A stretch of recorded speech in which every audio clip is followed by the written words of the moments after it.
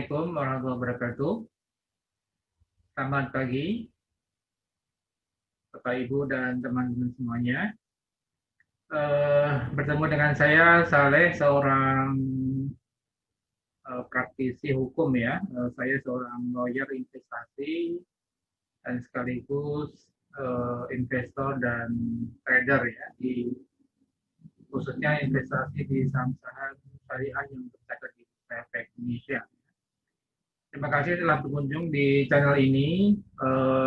Kami membuat video ini dan channel ini untuk memberikan edukasi tentang investasi saham syariah.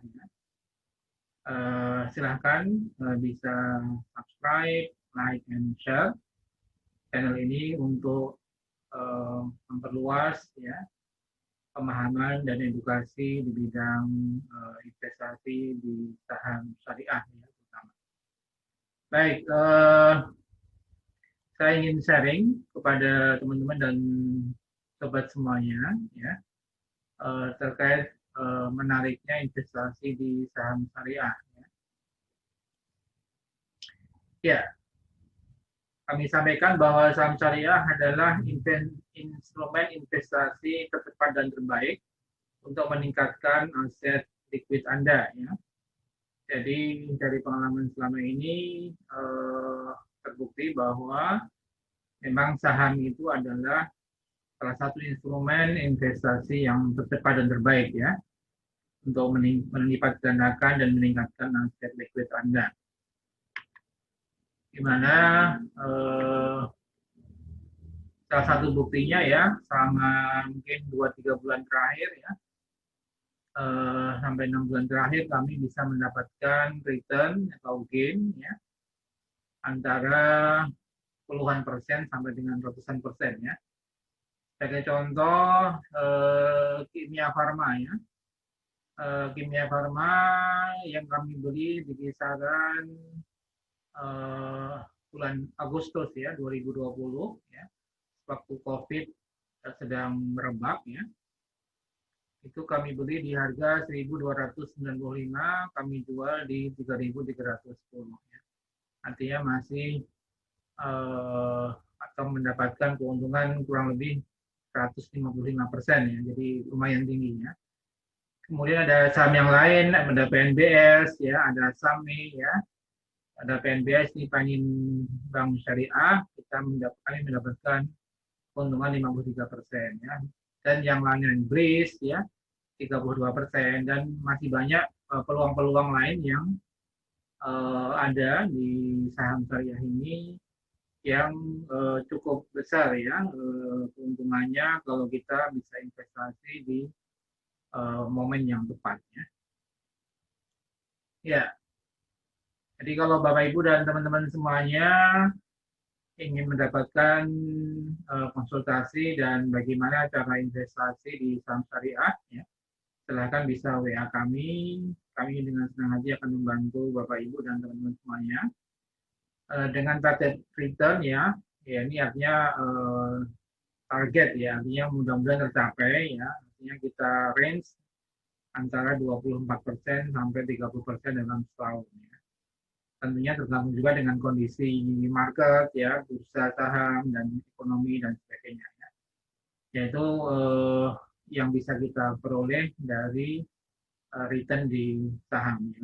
Atau dalam kondisi tertentu bisa lebih ya, seperti kasus tadi ya, ada banyak saham-saham yang returnnya bisa puluhan persen ya, sampai ratusan persen dalam mungkin 3-6 bulan ya. Jadi cukup menarik ya, investasi di saham.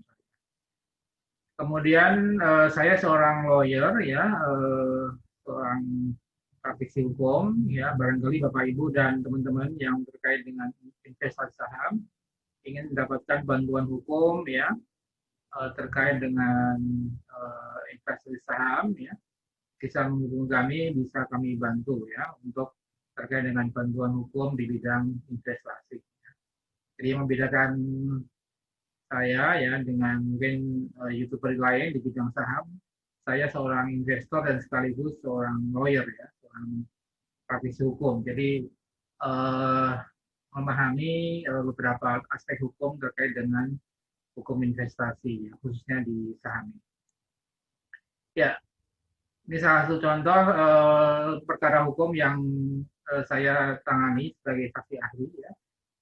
Sidang kasus Jiwasraya yang cukup menggemparkan, ya, dengan potensi kerugian 16 triliun, ya. Artinya di situ saya diminta oleh salah satu kuasa hukum, ya, untuk sebagai saksi ahli terkait dengan investasi saham, ya. Jadi ini dokumentasi yang diliput oleh TVRI, ya.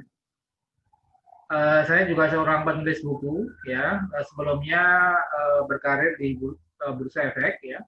Dari pengalaman berkarir di Bursa Efek tersebut kami tuangkan dalam sebuah buku, ya, buku aksi korporasi yang diterbitkan oleh Salim Mampat, ya. Jadi ini sharing saya terkait dengan pengalaman bagaimana terkait dengan corporate action, ya, atau aksi korporasi yang dilakukan oleh emiten, ya. Ya, dalam video-video yang kami bagikan, ya, kami sering membahas tentang berbagai peluang investasi di satu saham, ya. Tapi yang perlu diingat bahwa semua harus tetap disclaimer on, ya. Artinya semua keputusan investasi merupakan tanggung jawab dari Bapak Ibu dan teman-teman semuanya, ya. Dalam membeli saham yang kami rekomendasikan tetap berpegang pada prinsip investasi, yaitu pertama tetapkan tujuan investasi Anda, ya, dalam rangka apa, untuk tabungan, untuk pensiun, ya, ada berbagai macam tujuan investasi yang Anda tetapkan, ya. Kemudian horizonnya medium sampai long term, ya. Jadi saham ini memang resikonya cukup besar juga, tapi potensi returnnya juga cukup besar, ya.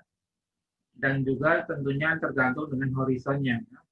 Karakteristik saham adalah sebenarnya horizonnya jangka panjang, mungkin bisa 3-5 tahun, bahkan 10 tahun, ya. Jadi sebenarnya horizon yang perlu kita tetapkan sebagai horizon term kita, ya, itu menengah sampai panjang. Namun jika memang sudah mencapai target return yang sudah Anda terima, ya mungkin Anda bisa mungkin jual dalam 3-6 bulan, ya. Artinya sesuai dengan perkembangan harga dan perkembangan daripada kinerja saham tersebut, ya. Kemudian prinsip yang berikutnya adalah sebar portfolio pada saham-saham yang berkinerja bagus, ya. Jadi melalui video ini, channel ini, teman-teman bisa mengikuti saham-saham apa saja yang kira-kira menarik untuk kita koleksi, ya. Kemudian atur cash flow Anda, ya. Tentunya perlu manajemen kas, ya, supaya mungkin tidak mengganggu kebutuhan dan kebutuhan daripada cash Anda, ya. Dan bagaimana kapan saat menjual, kapan saat membeli itu perlu diatur secara terstruktur dan terencana. Ya, silakan subscribe, like, and share channel ini untuk terus membantu masyarakat memberikan edukasi terkait dengan pentingnya saham syariahnya, menariknya investasi di saham syariah. Demikian sobat saham syariah, ya. Video pembuka yang bisa kami berikan, ya, silakan bisa mengikuti ulasan berikut ini.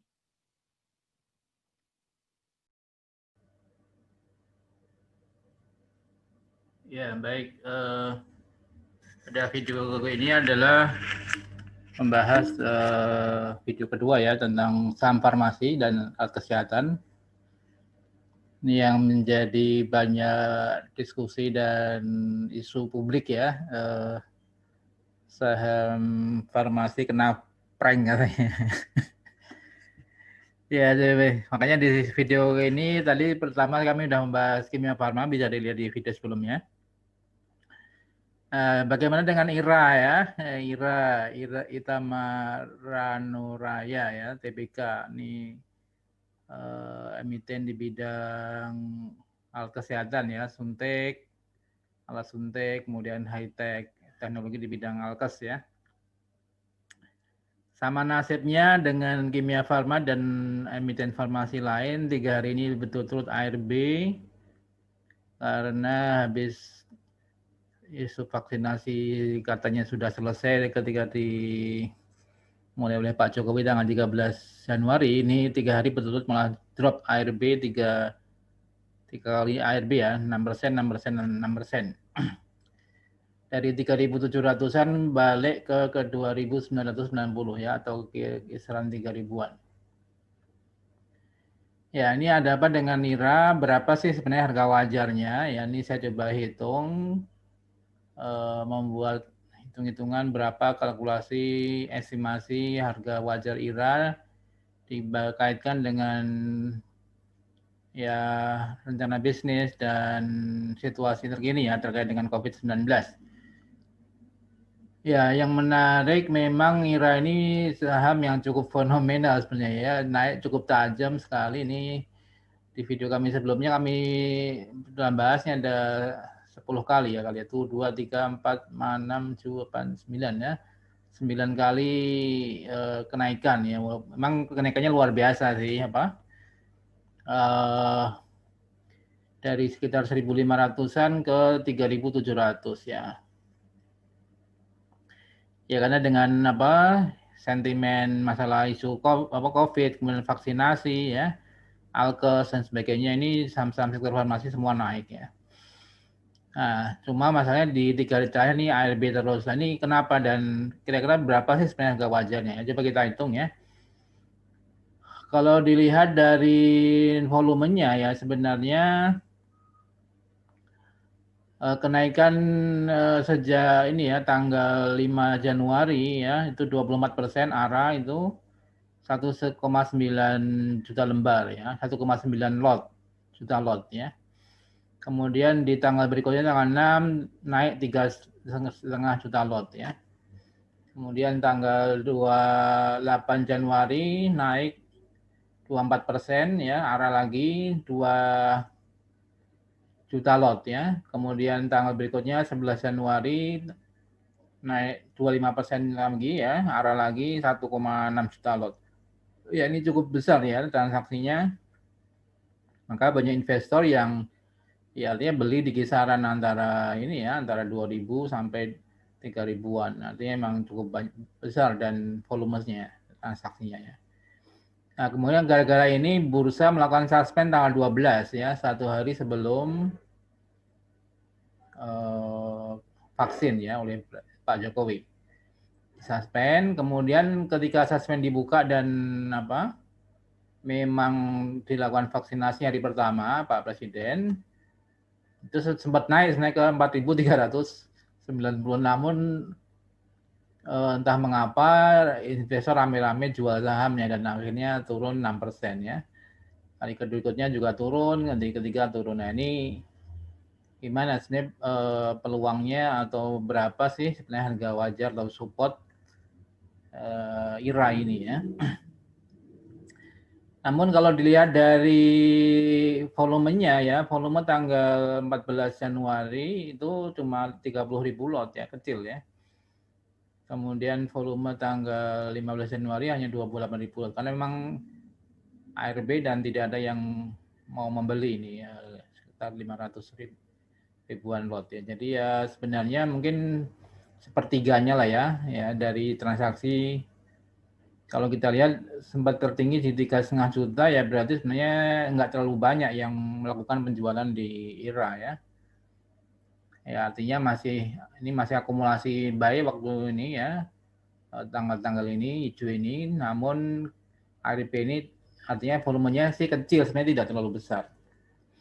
Artinya banyak orang yang masih hold juga untuk IRA ya. Nah, coba kita hitung berapa harga wajarnya. Kita lihat dulu laporan keuangan ya. Kita lihat dulu laporan keuangan IRA di 2019 ya.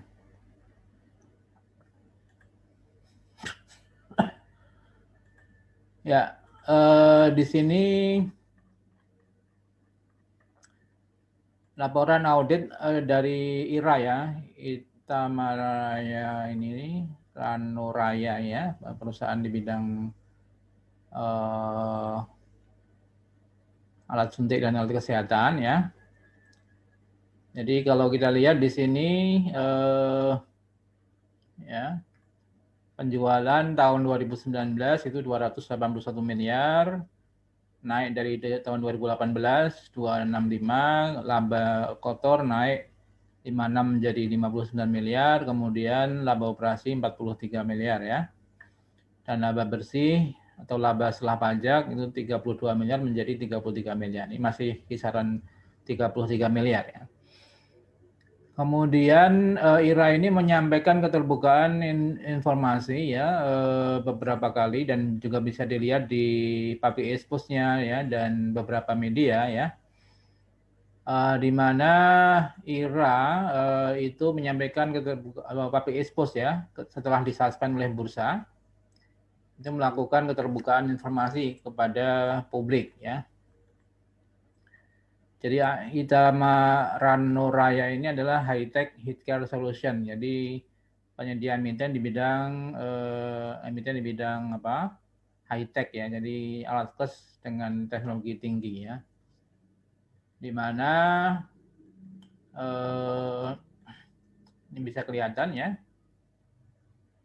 Visi misinya menyediakan providing quality service in timely and competent manner. Jadi dia penyedia alat kes dengan service dan kualitas yang tepat waktu dan kompeten ya.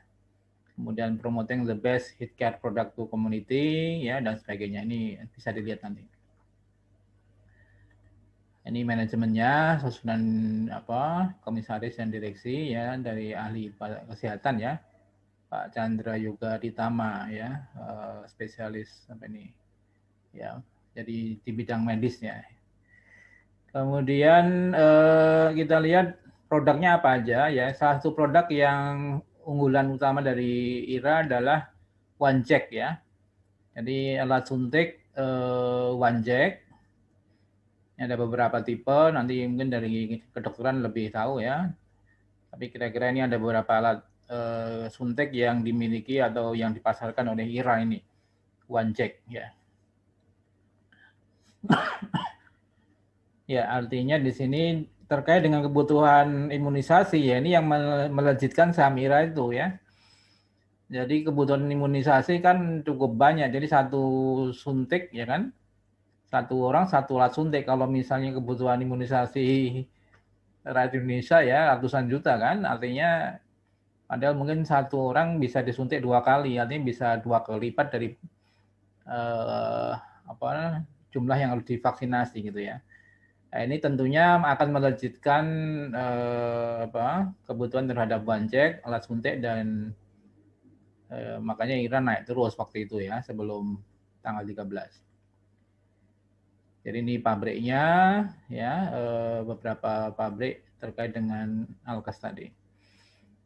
Nah, berapa sih market share untuk OneJack ini? Ya dilihat dari public expose-nya, IRA menyatakan memiliki pangsa pasar 75%, jadi menguasai ya 2/3 ya atau 3/4 ini.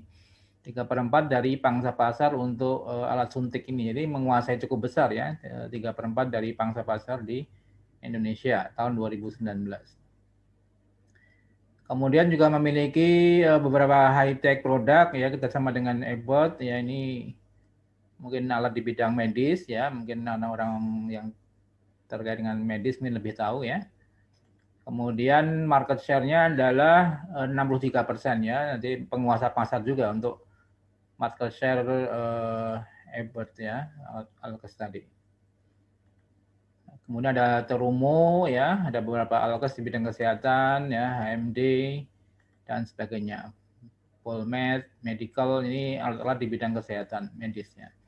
Yang banyak dibutuhkan rumah sakit. Nah, ini karena pandemi dan ya mungkin karena banyaknya orang yang dirawat itu kan dibutuhkan alat-alat tadi ya, rumah sakit. Ini tentunya kebutuhan meningkat sehingga IRA melejit ya. Alpinion ya, ini merek-merek alkesnya IRA ya. Nah, ini perusahaan telah memiliki pengalaman sejak 2004 ya, kemudian 2010 ya, 2013. Ini ada beberapa milestone daripada IRA. Ya, ini beberapa customer-nya hampir di seluruh Indonesia ada, Sumatera, Jawa, Kalimantan, Sulawesi, NTT, Maluku ya, Bali dan sebagainya, semua ada untuk marketing customer daripada IRA ya. Ini dari Kemenkes, Kementerian Kesehatan, kemudian dari Palang Merah, PMI, kemudian rumah sakit ya dan sebagainya, rumah sakit pemerintah, swasta ya. Artinya memang kebutuhan terhadap alkes ini dibutuhkan ya, termasuk puskesmas ya, retailer nih customer-nya IRA. Ada beberapa juga sub distributor ya dari seluruh Indonesia. Nah, kemudian listing tahun 2019 ya. Oktober, memang belum lama sebelum pandemi ya. Jadi Oktober 2019 listing di 374 langsung melejit ke berapa ini? 560 ya. Jadi listing harga perdana 374 kemudian melejit ke 56 karena oversubscribe dan penutupan 10 November sebelum masalah Covid ini muncul di 1430. Artinya sudah disambut baik oleh investor ya sebenarnya. Ya, kemudian ini ada penjualannya. Jadi penjualan tahun kuartal 3 2019 itu 128 miliar. Kemudian kuartal 3 2020 itu 141 miliar. Artinya memang meningkat ya. Artinya ini sebelum Covid, ini ya mungkin sudah Covid tapi mungkin belum banyak ya karena kan masih tahap awal ya. Ini ada market share-nya apa namanya berapa persentase dari masing-masing produk tadi ya. Ini bisa dilihat. Ya, kemudian laporan keuangan 2019 tadi ya sudah disampaikan tadi di laporan keuangan 2019 IRA tadi sekitar 33 miliar ya di sampai dengan Desember. Ya, nanti kita lihat secara detail di ini ya. Ya, itu beberapa hal yang terkait dengan penyampaian public exposure IRA ya. Kemudian IRA menyampaikan beberapa juga terkait dengan permintaan berita di koran ya oleh Bursa Efek.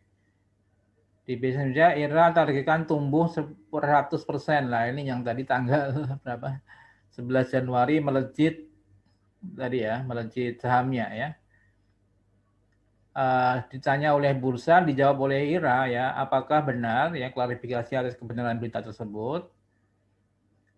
IRA menjawab tahun ini kami menargetkan pertumbuhan sebesar 80-100% dari indikasi kinerja di tahun 2020. Ya, artinya di tahun 2021 IRA memproyeksikan atau menargetkan pertumbuhan kinerja perusahaannya itu 80-100% ya, cukup tinggi memang ya tahun 2021 karena kan tahun tadi pandemi dibandingkan dengan tahun 2020 ya artinya kan pada tahun 2020 sendiri tumbuh kisaran 90-95% ya.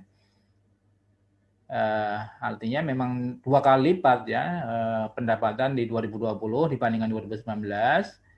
Kemudian 2021 dibandingkan 2020 itu tumbuh 80-100%. Akibatnya memang saham IRA sangat naik tinggi sekali ARA tadi.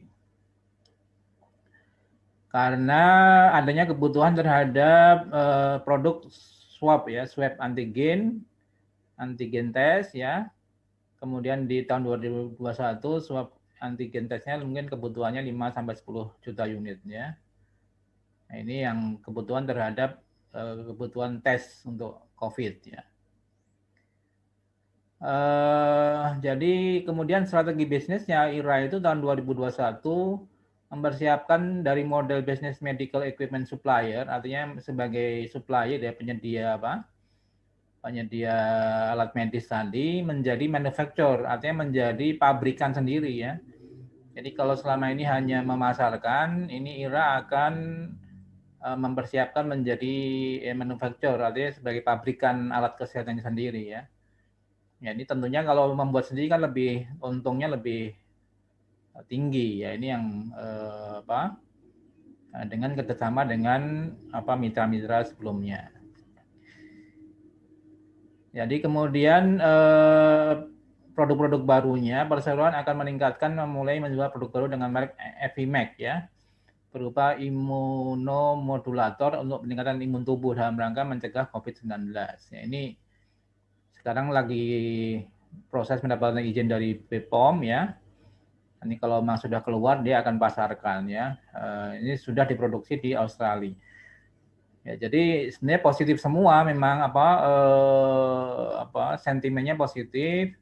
Kemudian ada target pertumbuhan luar biasa 100% ya 2021. Nah, ini yang menjadikan IRA cukup fenomenal ya, artinya sahamnya naik sangat tinggi. Nah, coba kita proyeksikan di laporan keuangan ya, laporan keuangan di Excel hitungan kita berapa sih sebenarnya harga wajarnya gitu ya.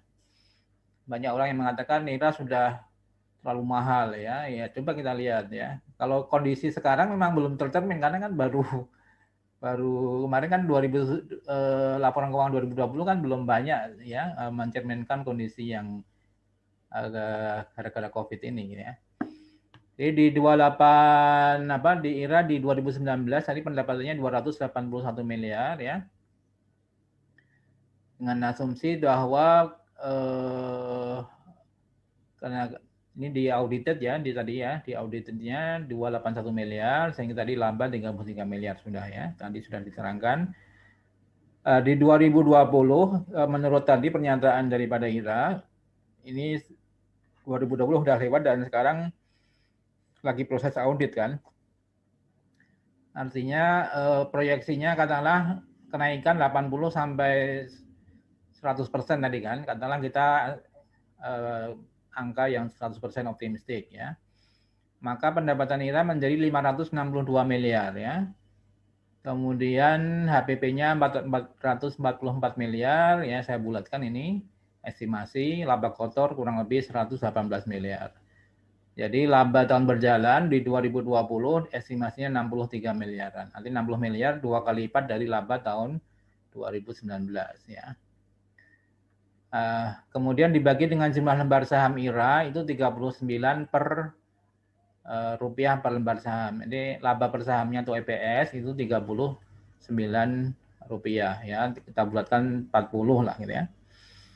40 kalau pernya 50 kali artinya IRA wajarnya untuk tahun 2020 itu sekitar 2000-an ya, 1900 sampai 2000. Ini masih wajar, artinya mencerminkan per 50 kali dan EPS-nya 40 rupiah per lembar, artinya kisaran di 2000 ya.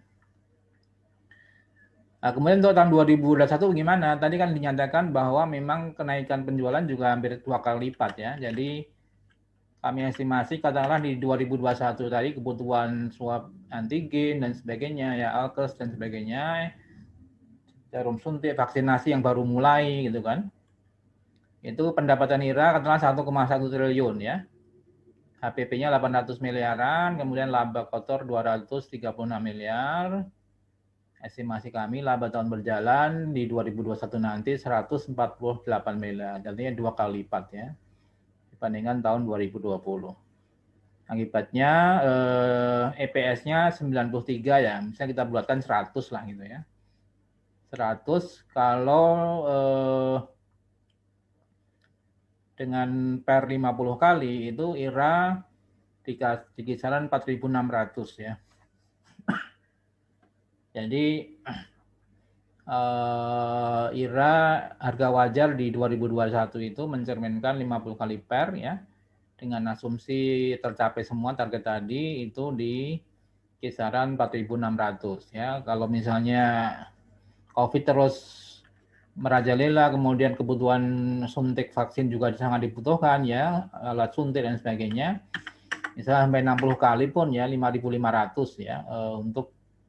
Jadi harga wajar daripada IRA adalah sekitar 4.600 sampai 5.500 ya. Jadi saat ini kemarin di tanggal berapa? tanggal 15 Januari di posisi di 2.990. Artinya masih ada potensi gain ya, mungkin jangka menengah panjang, bukan sehari 2 hari ya. Ini artinya ada jangka menengah panjang itu IRA ke 5.500 ya, sekitar 5.000-an ya, 4.500 sampai 5.000. Artinya masih ada potensi gain 87% ya. Ya, ini yang disclaimer ya, ini kami membuat hitungan berdasarkan keterbukaan yang sudah disampaikan oleh IRA, tentunya ini tergantung juga nanti dari pencapaian kinerja IRA. Mungkin bisa lebih tinggi ya kinerjanya, ini kita belum tahu ya.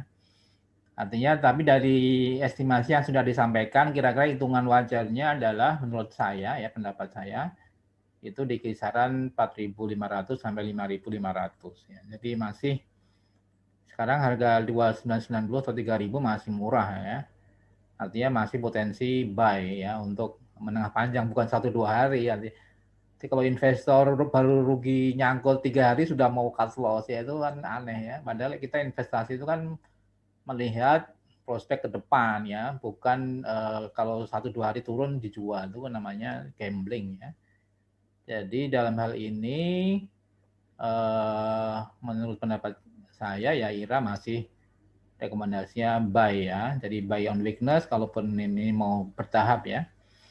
Artinya di sini masih potensi tumbuh untuk kembali ke kisaran 4.500 sampai 5.500. Ya, ini bukan pom-pom, ini analisis berdasarkan hitungan keuangan, bukan. Kembali ke teknikalnya IRA ya, Indah di sini untuk monthly ya, artinya jangka menengah panjang masih potensi uptrend ya, masih mengarah ke atas ya. Ini kemudian untuk weekly juga masih potensi uptrend ya, mengarah ke atas walaupun sudah overbought ya, tapi masih potensi ke atas ya, uptrend.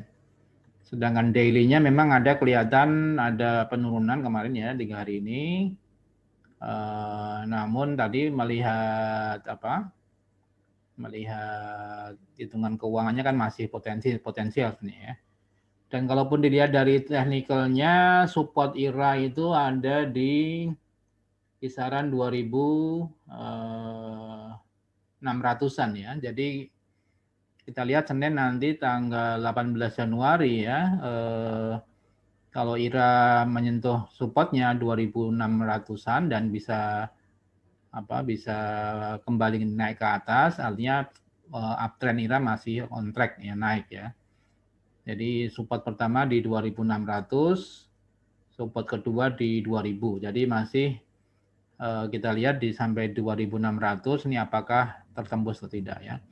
Tapi kalau dari sisi monthly dan weekly masih uptrend ya, karena masih di atas garis MACD-nya ya. Jadi kita masih optimis IRA akan membaik dan akan potensi uptrend. Jadi teman-teman sobat saham syariah yang misalnya nyangkut di IRA yang nggak usah khawatir, ini kan masih kita investasi bukan sehari 2 hari ya, mungkin bisa sebulan ya, 3 bulan ya. Kita lihat perkembangannya ada, itu masih potensi uptrend ya.